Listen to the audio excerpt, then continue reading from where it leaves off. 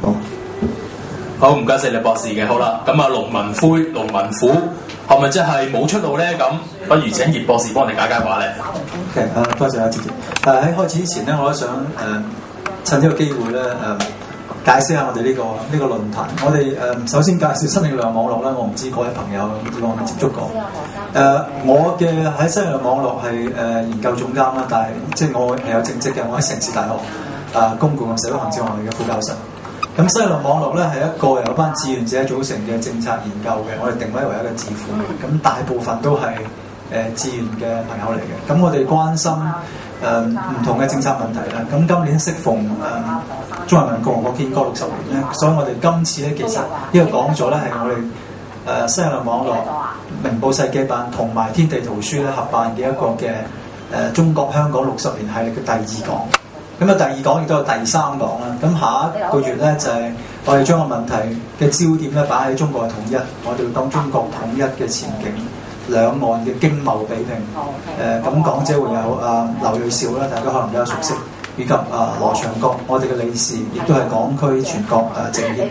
咁所以賣少少廣告。我今日想用我嘅時間咧集中即係講兩個問題咧。第一個咧就嘗試去喺我哋建國60年嘅農村發展嘅問題裏邊咧，用一個所謂個體同呢個集體之間嘅平衡咧，嘗試做一個簡單嘅總結。然後第二部分咧，我想就講回應翻今日嗰個題目，就係究竟農民翻咗身未咧？到21世紀嘅今日，中國農民嘅狀態究竟係點樣樣咧？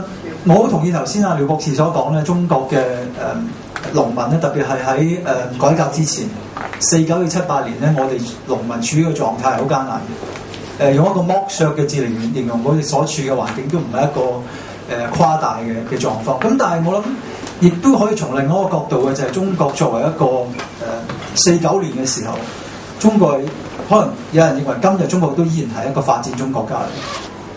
49年嘅時候，撇開所有嘅政治狂熱、意識形態嘅考慮，中國都面對個問題就係我哋點樣盡快發展成一個工業化嘅國家。你唔好理毛澤東係咪真係瘋狂又好乜都好，我諗任何國家都要考慮一個問題就係，如果我哋要發展，我哋必要揾啲資源出嚟。中國當時處於嘅環境咧，就係喺意識形態上、外交上咧，其實唔係好多朋友。你作為一個社會主義新興國家，你朋友可能剩翻係當時嚟講主要可能剩翻蘇聯。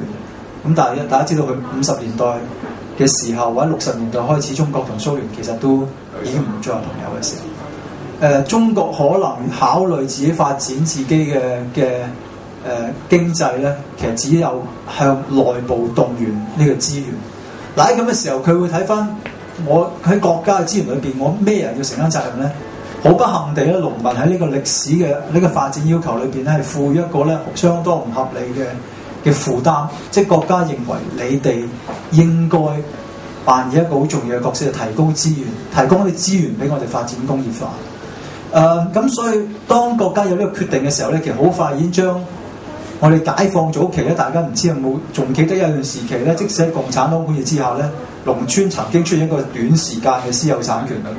呢個係所謂土地改革。土地改革係乜咧？就係共產黨，你可以話佢從政治鬥爭需要又好，從當時思想形態比較寬鬆又好，曾經喺30年代開始根據佢哋嘅根據地，因為共產黨其實一路同國民黨一路打一路改革㗎嘛，即係霸咗個山頭我就解放咗佢。咁喺其實30年代開始有個所謂土地改革。土地改革就係話我將農地分翻俾農民，不過分翻俾農民嘅過程裏邊，我考慮好多政治因素。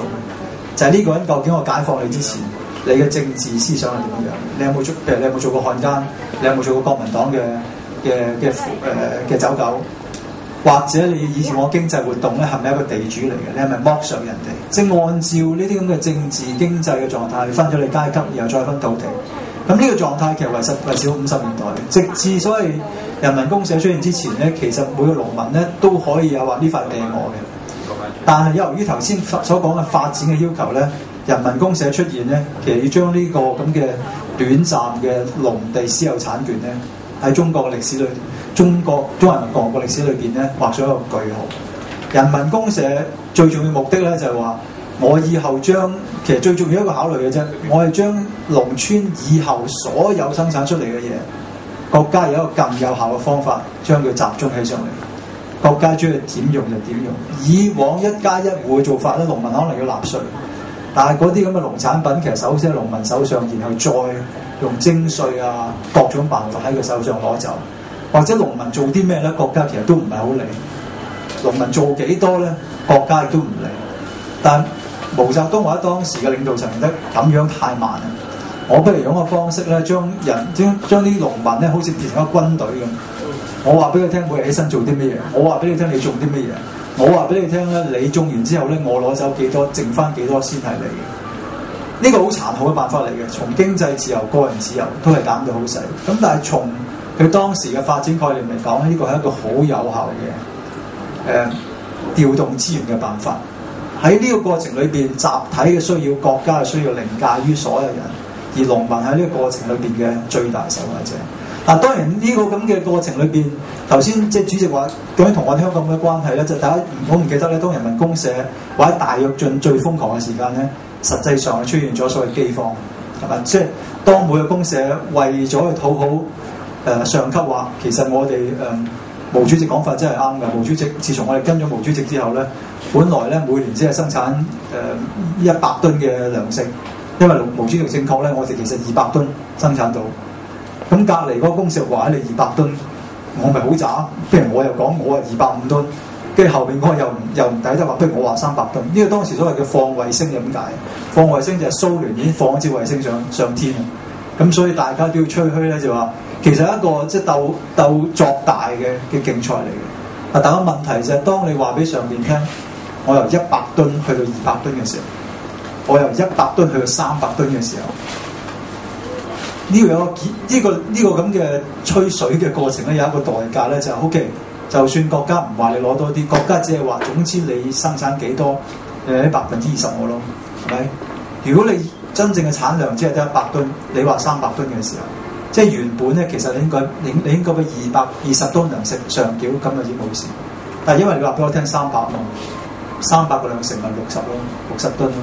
咁變咗喺呢啲咁嘅作大弄虛作假嘅風潮之下咧，個結果就主要出現一個就係你實際繳稅嘅稅率咧係倍增，咁啊出現咗好大嘅結果咧，所謂嘅3年嘅天災人禍。咁呢個同香港好大關係，就係相信大家年紀稍長嘅朋友，你會依然仲記得喺50年代末期、60年代初期，香港有一個好大嘅人口湧入，其實即係國內嘅朋友好多底層好大嘅住，或者有啲人可能係游水裏邊過程裏邊浸死咗。呢個係香港好大嘅人口增加嘅其中一個時期。嗱，當然呢段瘋狂嘅日子，有一個代價就係人民生產力意欲係好低嘅，因為如果乜都係阿公嘅時候，咁我做咁勤力做咩咧？或者我咁勤力做，隔離嗰唔做，我會蝕底㗎嘛。咁結果即係去鄧小平喺78年重新上台之後，將呢個扭轉呢個所謂嘅承包制。承包制其實就係完全將呢個過程走翻去以往。我哋以後唔好再好似軍隊咁管理啦。以後咧1+1戶分一塊田，不過呢塊田就唔係你嘅，呢塊田依然係阿公嘅，我就俾你使用。我同你定一個合約。最早84年嘅時候話15年，去到99年嘅時候話30年嘅租約。最近而家嘅講法咧就話呢個咁嘅土地使用權咧係永久不變嘅，究竟幾長咧唔知，唔講清楚，總之長期啦。嘅目的就係話俾你聽，呢塊土地咧你放心，你可以繼續用，我哋基本上唔會收翻。不過名義上咧。